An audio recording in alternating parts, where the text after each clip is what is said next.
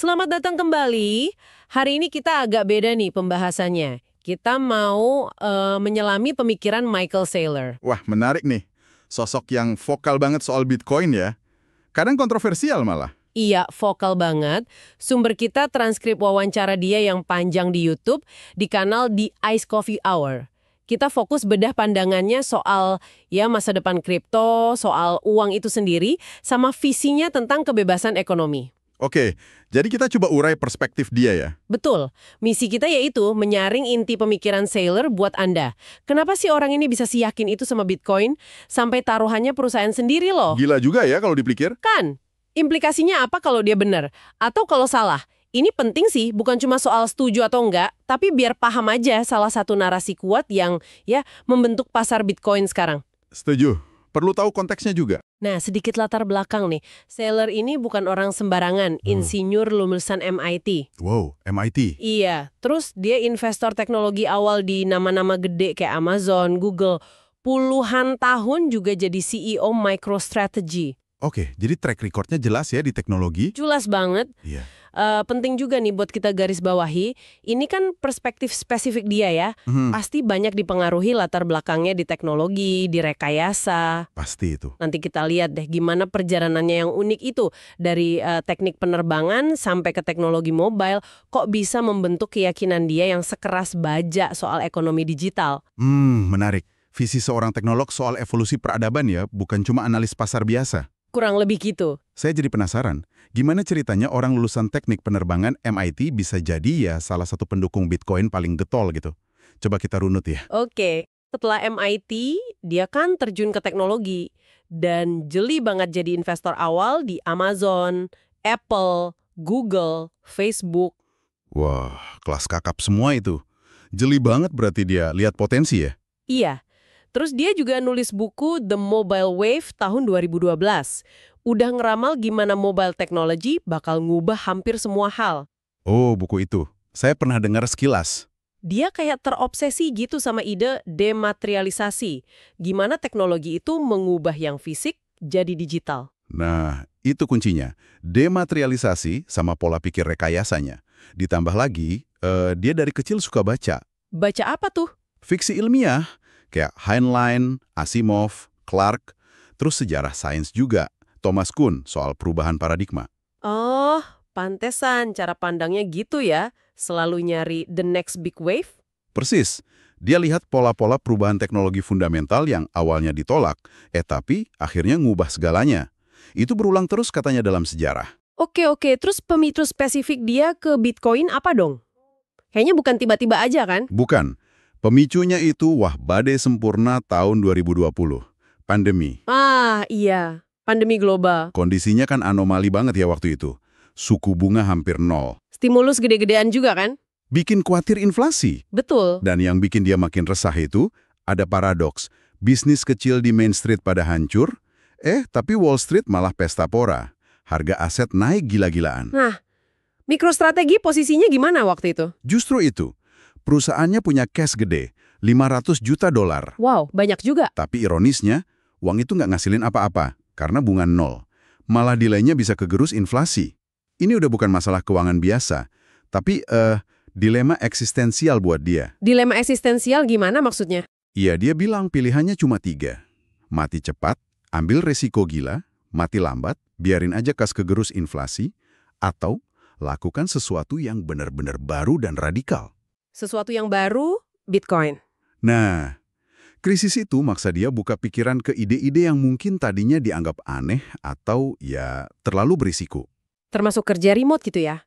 Iya, kerja remote kan tiba-tiba jadi normal. Dia sendiri mulai bikin podcast. Dan akhirnya, dia riset mendalam soal Bitcoin. Dia nyari apa yang disebut aset keras atau hard asset di era digital. Hard asset digital, maksudnya? Sesuatu yang langka, tahan lama, gampang dipindah, bisa diverifikasi. Dan yang paling penting, kebal dari devaluasi gara-gara kebijakan pemerintah atau bank sentral. Oke, jadi krisis 2020 itu pemicunya. Terus, solusi apa sih yang dia lihat di Bitcoin sampai bisa seyakin itu? Ini inti argumennya kan? Intinya gini, dia lihat Bitcoin itu bukan sekedar, mata uang digital biasa atau buat spekulasi aja. Buat dia, ini penemuan fundamental. Fundamental gimana? Dia sebutnya properti digital atau emas digital 2.0. Dia percaya Bitcoin itu secara elegan menyelesaikan masalah-masalah yang ada di uang fiat, bahkan di emas fisik. Masalah apa misalnya? Terutama inflasi sama sentralisasi kontrol. Kan pemerintah bisa cetak uang terus, nilainya turun. Bitcoin nggak bisa begitu. Properti digital, kayak tanah gitu ya, tapi di dunia maya. Analogi itu sering dia pakai. Tapi mungkin intinya lebih dalam lagi. Saylor lihat Bitcoin itu sebagai representasi pertama kali dalam sejarah di mana hak kepemilikan properti bisa dibuat, dimiliki, ditransfer secara global. Ditegakkan sama algoritma gitu. Iya, sama jaringan terdesentralisasi, independen dari negara atau hukum manapun. Ini pergeseran fundamental yang dia samain gedenya kayak penemuan api atau listrik. Wow, api atau listrik. Ambisius banget ya perbandingannya. Banget. Dia bahkan nyebutnya Facebook untuk uang. Jaringan moneter global di internet, asetnya kebal sensor sama devaluasi. Kok bisa dia sampai kesimpulan seheboh itu? Ada kaitannya sama definisi uang? Ada banget. Dia balik ke definisi klasik uang. Medium pertukaran, unit hitung, sama penyimpan nilai. Oke, 3 fungsi itu ya. Nah, menurut dia, mata uang fiat, dolar, euro, rupiah, mungkin oke lah buat tukar-menukar sama ngitung jangka pendek. Tapi gagal total sebagai penyimpan nilai jangka panjang. Gagalnya karena apa? Yaitu tadi, inflasi. Ekspansi suplai moneter yang tak terbatas. Tapi kan angka inflasi resmi biasanya nggak tinggi-tinggi amat.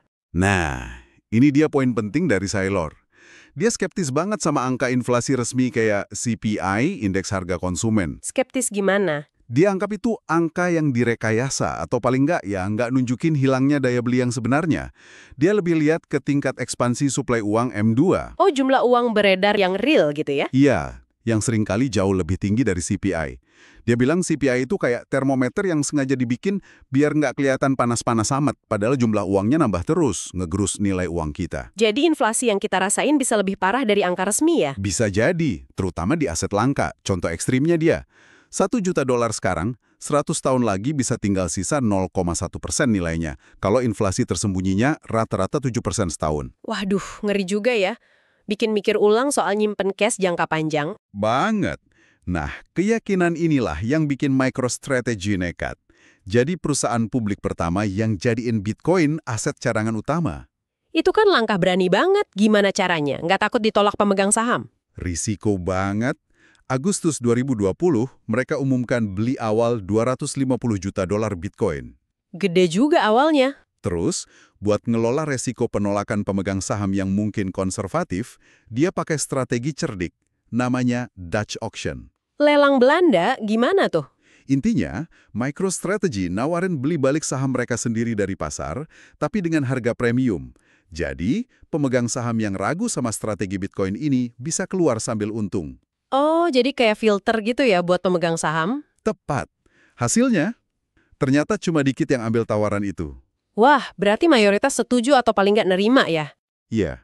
Efektifnya, jadi nyisain basis pemegang saham yang pro-Bitcoin.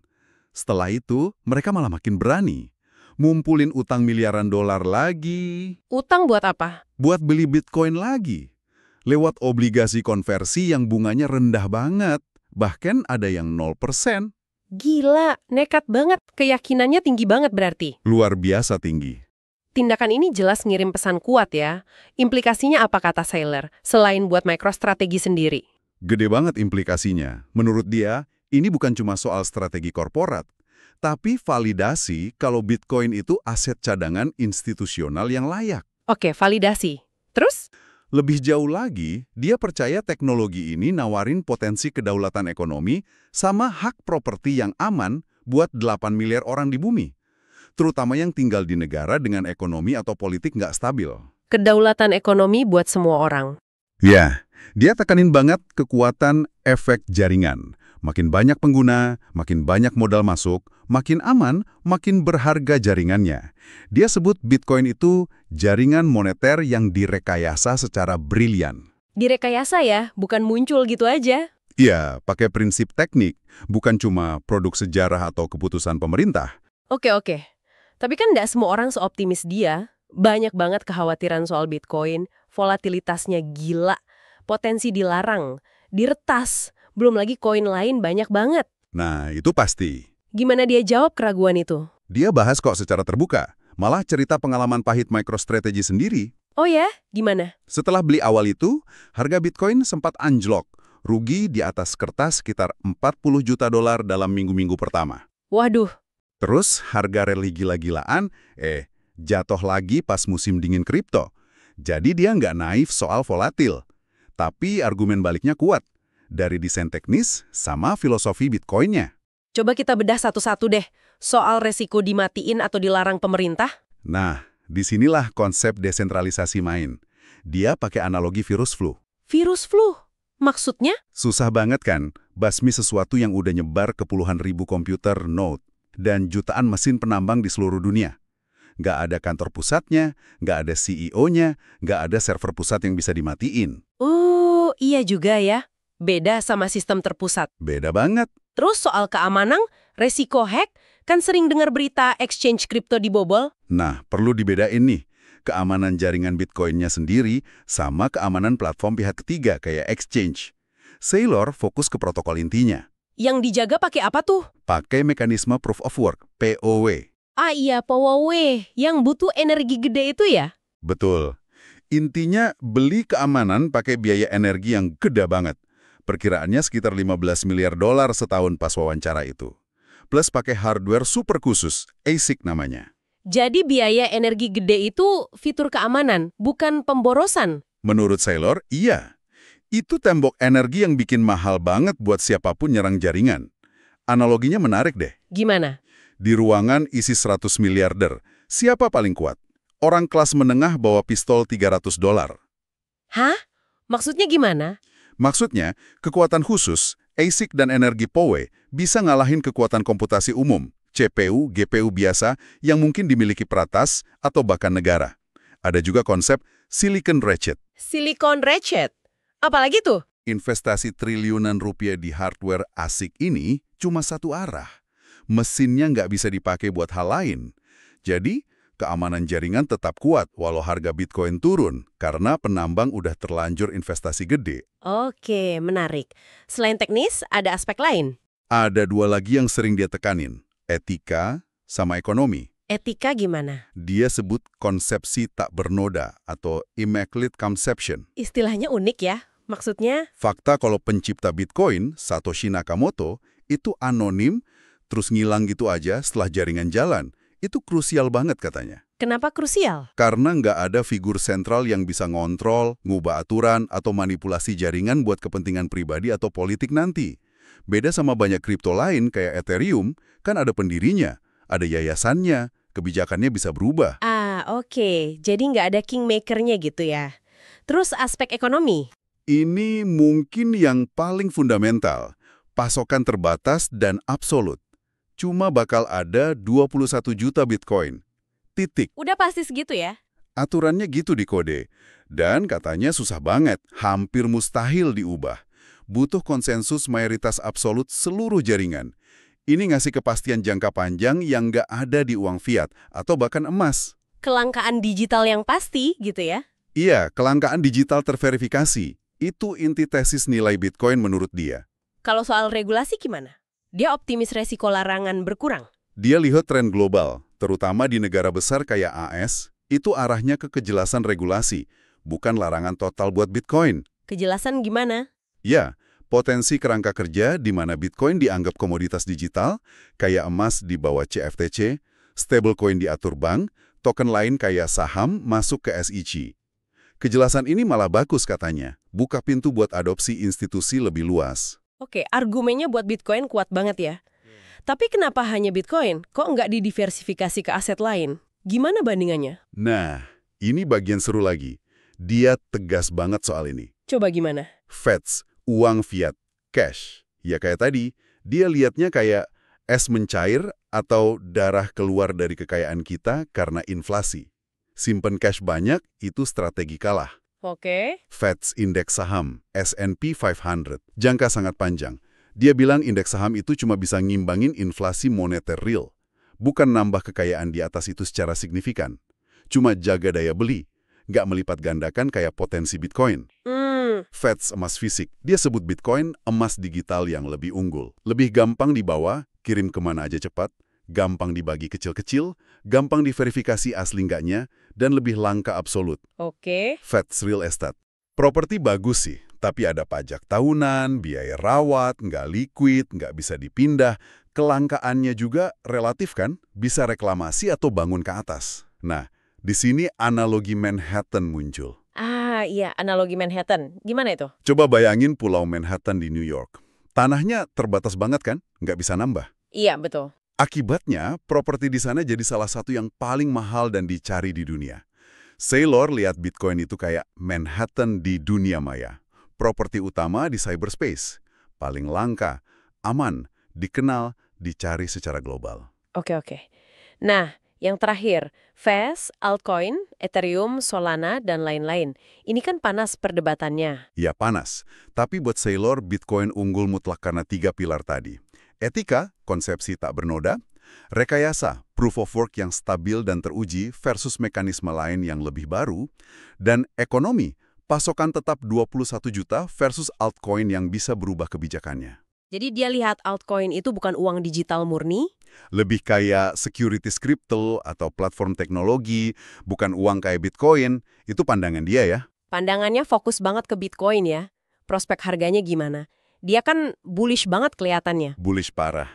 Pernah bilang potensi Bitcoin naik 20-40% per tahun selamanya. Wah, selamanya? Agak hiperbolis nggak sih? Kedengarannya iya, tapi argumen dasarnya balik ke inelastisitas pasokan absolut. Jumlah Bitcoin nggak bisa nambah sama sekali, sementara permintaan dari individu, institusi, mungkin negara, terus nambah. Logisnya harga ya naik terhadap fiat yang terus dicetak. Mereka nggak bisa bikin Bitcoin lagi, itu ya mantranya. Iya, beda sama saham bisa terbit baru, properti bisa bangun baru, emas bisa tambang lagi. Dia juga pakai tes Bernard Arnault. CEO LVMH itu ya? Gimana tesnya? Beli aset yang kamu yakin bakal diinginkan orang yang lebih kaya, lebih pinter, lebih berpengaruh dari kamu di masa depan. Seller yakin banget Bitcoin lolos tes ini.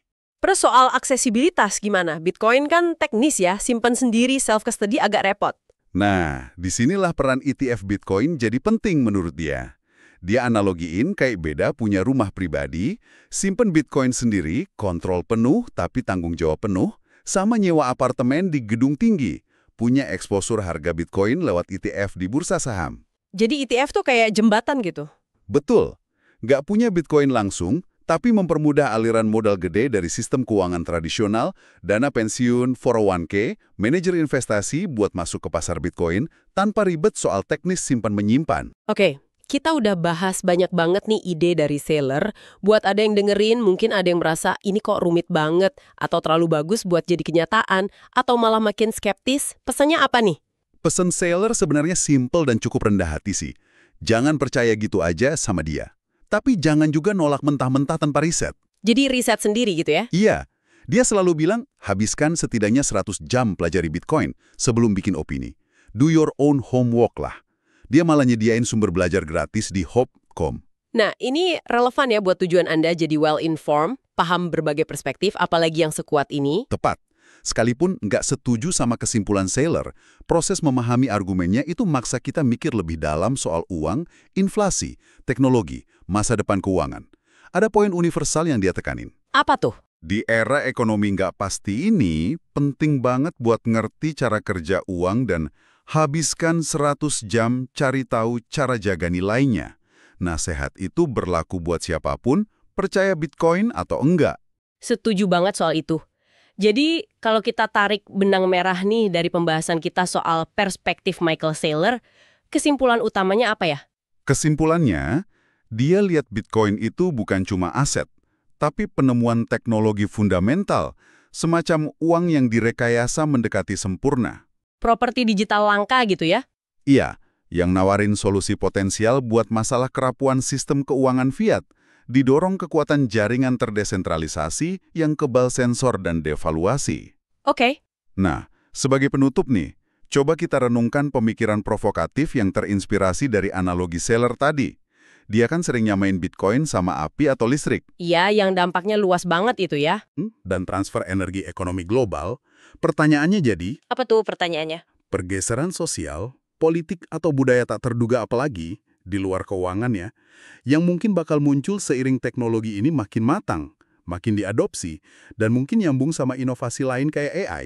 Wah, sesuatu buat kita pikirkan bareng ya. Iya, Pertanyaan yang menarik banget buat direnungkan. Terima kasih sudah bergabung dalam eksplorasi kita kali ini. Sampai jumpa di pembahasan berikutnya.